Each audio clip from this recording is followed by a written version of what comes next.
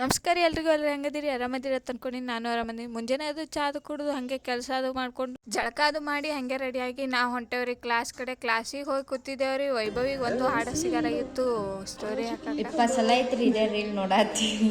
ಯಾವ ಸಾಂಗ್ ಕುಂದರ್ಸ್ಬೇಕಂತ ಗೊತ್ತಾಗಲ್ಲ. ಮೀನಾಕ್ಷಿ ಎಂಥ ಒಳ್ಳೆ ಮಕ್ಕಳಿಗೆ ಜನ್ಮ ಕೊಟ್ಟೆ. ಒಂದೊಂದು ಮುತ್ತು ಕಣೆ. ಲೈಕ್ ಮಾಡ್ರಿ, ಶೇರ್ ಮಾಡ್ರಿ, ಸಬ್ಸ್ಕ್ರೈಬ್ ಮಾಡ್ರಿ. ಇಕ್ಕಿನ ಮುಂದೆ ಕ್ಯಾಮ್ರಾ ಹಿಡಿದ್ರೆ ಸಾಕ್ರಿ, ಬರೀ ಇದೇ ಡೈಲಾಗ್ ಹೊಡಿತಿರ್ತಾಳ. ಮತ್ತೆ ಏನೋ ಆಯ್ತತ್ತ ಅಳ್ಕೊತ ಓಡೋದ್ಲತ್ ನಾವು ಹೋದ್ರೆ ಹೋಗಿ ಮುಖ ತಕೊಳತ್ತಾಳ್ರಿ. ಮತ್ತೆ ಹಂಗೆ ರೆಡಿಯಾಗಿ ನಾವು ಹೊಂಟಿದ್ದೇವ್ರಿ ಮನೆ ಕಡೆ. ಮನೆಗೆ ಡೋರ್ ಅದು ಕ್ಲೋಸ್ ಮಾಡತ್ತಾಗ ವೈಭವಿ ಅಂಜಿಸ್ಬಿಟ್ಟಿಡ್ರಿ. ಯಾಕಂದ್ರ ಇದೆಲ್ಲ ಬಿಟ್ಟು ಮನೆಗೆ ಹೊಂಟಿದ್ರಿ. ಮತ್ತೆ ಹಂಗೆ ಪಾನಿಪುರಿ ಅದು ತಿಂದು ಮನೆಗೆ ಹೋದೇವ್ರಿ.